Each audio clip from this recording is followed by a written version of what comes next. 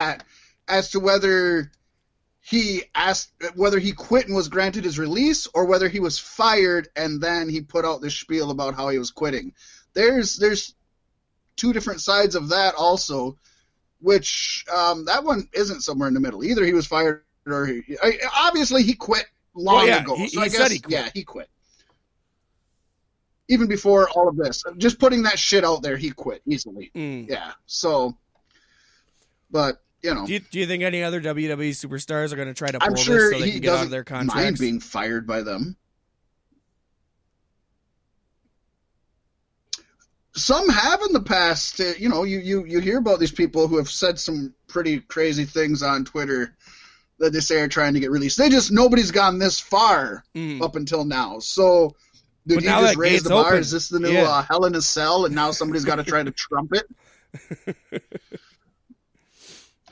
Could be. Then, but again, as you kind of mentioned earlier, that puts the athletes on thin ice as to how far can you go before you're toxic to another company. Yeah. Yeah, because I have a feeling there's quite a few promotions who probably wouldn't take him on now. There's plenty who will, but I think there's just as many that won't. Right. It's interesting, and as we said, the story's not over. Mm-hmm. You know what is over, though, Fat Mack? 2-Tweet! And it's 2-Tweet 2.0. 2-Tweet is so over. Yes. You want to start it out? Why don't you do this whole 2-Tweet? Knock it out for us, buddy. You get the whole deal. I gotcha. Yes.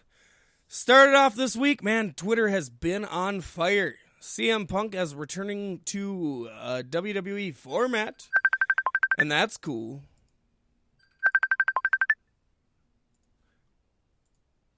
And he had to say, "It is weird trying to catch up on 5+ years of wrestling.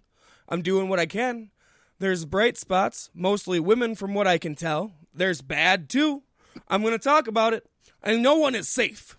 Join us. Renee Young, WWE on Fox, Booker T 5 times, Real Page WWE, Vince McMahon, and he even tagged Tony Khan." Tony Khan, that's kind of interesting. It's like one of these things is not like the other, huh? Unless WWE secretly owns AEW. Dun, dun, dun. Or what if AEW secretly owns WWE? Ooh. Dun, dun, dun. What if CM Punk owns everything? Oh! It's like that Vince McMahon meme. Somebody make that. Somebody listening make that one. There you go. Or even the evolving psyche. The mind, meme. yeah. I like that. Well, of course, Tony Khan isn't one to stay quiet. We've learned that, and you know what? I'm worried that's going to bite him in the ass one of these days. But it hasn't yet. They're young and edgy. And as of this was fun. So. Oh, this is great, and I love it. So Tony Khan, of course, he responded with a tweet, "No one is safe. Sounds like a plane full of wrestlers in Saudi Arabia." Which is just awesome. I mean, how could you not take that strike? Right, they teed him up perfectly. You have to. Although the Young Bucks played off that joke already on being the elite. But it's a point worth making. Randy Orton fired back saying, "What's that whole thing about glass houses and stones?" Posting a link to an article about Shad Khan being investigated by the Metropolitan Police in London for allegations of threatening behavior. Ooh. Calling out his daddy. Yeah. Well, you don't mess around with a Middle Easterner's family. Tony Khan hopped right back on that, buddy. He tweeted, "I thought you only tagged me in posts when you were grasping for leverage. That article's over a year plus old and is about baseless claims made about my dad years ago. That's the best you can do? Nothing.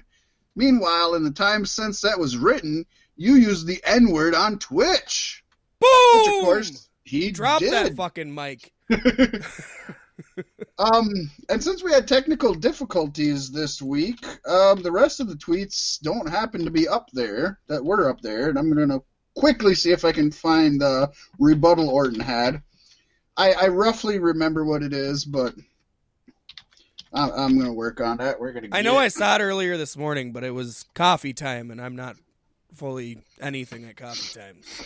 Coffee time, baby. Coffee time. No, this isn't the one I want. Okay. Hey, I think I might have found it. Woo.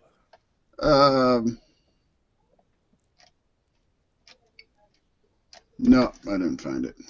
Let me get the next one. Wah, wah. Social media spat from 3 days ago. That must be it. Okay.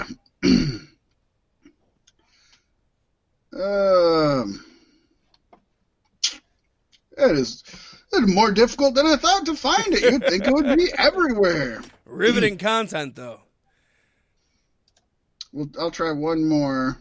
While you do that, should I get started on the comings and goings? Yeah. Let me see. If it's not on this one, I'm just gonna... Yeah, it's not on this one. Go ahead. All right. Well, MLW announced that the league has signed Joseph Samwise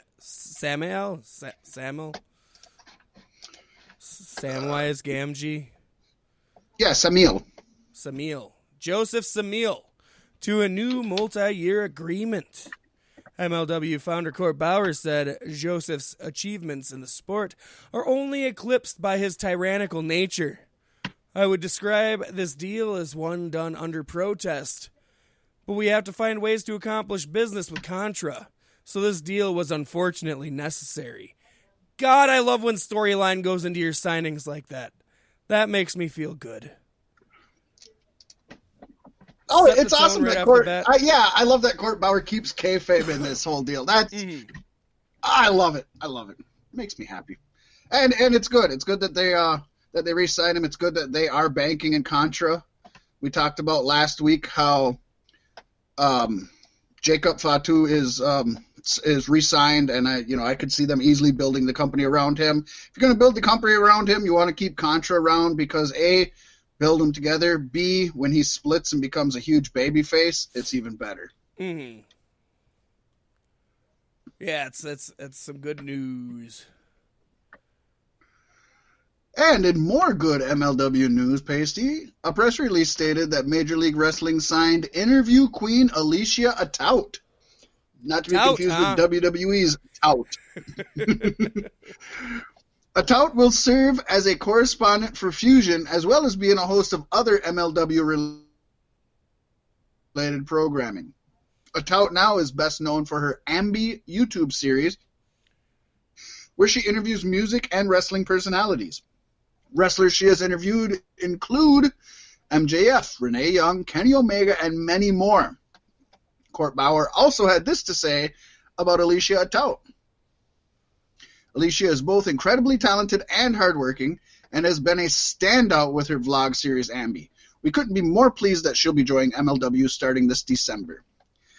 The 24-year-old Paystee has worked with AEW and Impact Wrestling prior to signing with MLW. Well, that's good stuff, too. I'm glad to see YouTube personalities getting picked up by these wrestling companies, and it all started with Chris Van Vliet. And just because I bring him up, I'm going to sneak in here. If, Beef Stick somehow got in there, folks. Hell yeah. Sounds like we need to get some interviews under our belt first. But Chris Van Vliet had a nice over an hour long interview with Enzo this week, and it's actually worth listening to, I think. Granted, I haven't gotten through the whole thing, but it's a whole different side of Enzo. I might have to check that out. Yeah. I thought it's pretty interesting, and then he seems more humble now. Yes, MLW also announced SEMA, along with his Strong Hearts cohorts, El Lindemann and Chihiro Airi, will make their Major League Wrestling debut next month in what is billed as a 3-on-3 international extravaganza. After an altercation overseas involving Contra Unit, Strong Hearts have requested a match with Global Dealers in Violence for December 5th in New York City, and Contra has accepted. That's good. It's good to see. Woo-wee! You know, We see some can't really more, call them AEW guys, yeah, but it's definitely good to see some work going on with these two companies. Yeah, they're still keeping it very friendly, and I like that. I can see so many good things coming in the future between a working relationship between AEW and MLW, even if they're not legitimate partners, if they just work together cordially. Yes. Fuck, even if they only bring them really together when it comes for like Jericho's cruise. Good enough for me. Yeah. Which is going to be exciting. They're gonna tape 2 episodes of Dynamite on the cruise, I heard. That's awesome. Looking forward to that. Yes. We'll get to watch some more of that. Mm-hmm. And Paystee, according to Squared Circle Sirens, Nikki Cross signed a new deal that will see her stay in WWE for a multiple number of years. No other information is disclosed as of right now, but it seems like she's going to be sticking around a bit, and they've really started pushing her, so good for her. I hope she gets her money out of it, and I hope they actually push her hard, because I really like my Nikki Cross. Yeah, I definitely hope they treat her well. AAA luchador Flamita has signed a 1-year contract with Ring of Honor, according to Lucha Blog. Flamita is expected to start on December 13th during Final Battle. In October, during Ring of Honor's United UK tour, Flamita took Bandito's place after Bandito suffered a knee injury. Flamita has also wrestled in Lucha Underground, Dragon Gate, Progress, and The Crash. Not to be confused with The Clash. I will drive 500 miles. Woo! That was a fun evening / morning / fuck. Weekend. An entire weekend of insanity. Of something. Oh, Paystee, there's the news. That is not a lot news. of news this week. Not a lot of news. But there's a lot of predictions as we come into the next round. Yes! Yes. It's time for WWE Survivor Series predictions. Predictions. You know, every other company gets their card in order before the show. WWE is the only one who doesn't. Don't expect this to play out the way that it's ordered, folks. No. And they haven't released a pre-show match that I've been able to find.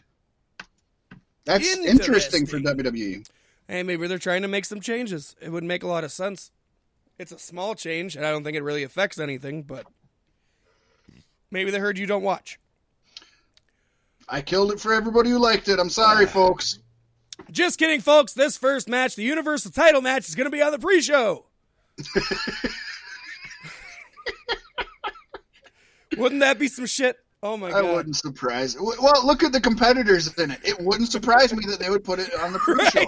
Right. This would be the one Universal title. And, of course, now the Universal title is the secondary title now. Yeah, and it's blue. That's how you know it's less important. That's exactly. Exactly. So my question is, are they going to flood the arena with blue light during this match then? They almost have to. I think they should. It's less scary. But it's more calming. Yeah. Yeah. And I guess it kind of makes sense because the lantern light is blue, so then the lantern light is filling the arena.